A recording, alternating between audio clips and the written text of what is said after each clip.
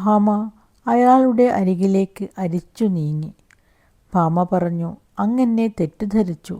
അതിലേറെ സങ്കടം എന്തുണ്ടെനിക്ക്? ഞാൻ ഒന്നും കാംക്ഷിക്കുന്നില്ല. അങ്ങയുടെ മുന്നിൽ എനിക്ക് മറ്റെന്ത് ആഗ്രഹമാണുണ്ടാകാൻ? യുഗങ്ങളായി കണ്ടുമുട്ടാതിരുന്നതുകൊണ്ട് അങ്ങെന്നെ മറന്നുവോ? എന്നോട് എന്തു ചെയ്യണമെന്ന് എന്തുകൊണ്ട് ഓർമ്മ വരുന്നില്ല? അങ്ങ് പുരുഷനും ഞാൻ പ്രകൃതിയുമാണല്ലോ. സംശയമെന്തിരിക്കുന്നു? വിഹ്വലതയെന്തിന്? ഞാൻ ഈ മുഹൂർത്തത്തിൽ അങ്ങയുടെ ഭാമയല്ലേ, അങ്ങയുടേത് മാത്രം. ഭാമയെ ഇരുകൈകളും നീട്ടി സ്വീകരിക്കുമ്പോഴും അയാൾ പിറുപിറുത്തു. ഞാൻ പോകട്ടെ, ഞാൻ പോകട്ടെ. ഭാമ പറഞ്ഞു, എല്ലാം മറന്നു സന്തോഷിക്കൂ. അങ്ങിൽ നിന്ന് അങ്ങയ്ക്കും എന്നിൽ നിന്ന് എനിക്കും പരമമായ മോചനം കിട്ടട്ടെ. മായാമനുഷ്യരായ നാം യഥാർത്ഥത്തിൽ ഇതൊന്നുമല്ലല്ലോ.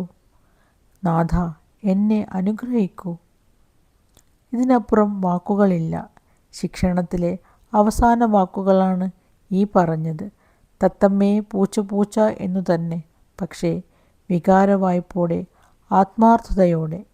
ഏറെ കഴിഞ്ഞ് മയക്കത്തിൽ നിന്നുണർന്ന് എല്ലാം മറന്നുറങ്ങുന്ന ഗോവിന്ദിനെ പുതപ്പിച്ച് എഴുന്നേറ്റ് കുളിക്കാൻ പോകുമ്പോൾ ഭാമയുടെ മുഖത്ത് ചാരിതാർത്ഥ്യം നിറഞ്ഞു നിന്നു. കൃത്രിമങ്ങളായ ആകർഷണങ്ങളുടെ കാലത്തിൽ വല്ലപ്പോഴും ഒരിക്കൽ മാത്രം തൻ്റെ നാഥൻ തന്നെ അന്വേഷിച്ചെത്തുന്നു. വല്ലപ്പോഴും ഒരിക്കൽ മാത്രം. നിലത്തു ചിതറിക്കിടന്ന ഫയലും കടലാസുകളും പേനയും കാശുമെല്ലാം ഒതുക്കിവെച്ച് അംഗഭംഗം വന്ന കൃഷ്ണവിഗ്രഹത്തിനു മുന്നിൽ കൈകൂപ്പി ഭാമ കണ്ണീരോടെ പ്രാർത്ഥിച്ചു. ഭഗവാനെ, അവിടുന്നല്ലാതെ ഈ അനാഥയ്ക്ക് ആര് ശരണം? മായാരൂപാ, കനിയണേ. ഈ ഭൂമിയിലെ എല്ലാ പശുക്കളും ഭഗവാന്റേതാണെന്ന് കരുതുക. പശു പാൽ ചുരത്തുന്നതുപോലെ പ്രകൃതി സഹജമാണ് വിശപ്പെന്നും വിശക്കുന്നവർക്ക് ആർക്കും പാൽ കുടിക്കാമെന്നും കരുതുക. പശുവിൻ്റെ സംരക്ഷണ ചുമതല നിറവേറ്റാൻ മാത്രമുള്ള വില പാലിന് വാങ്ങുക.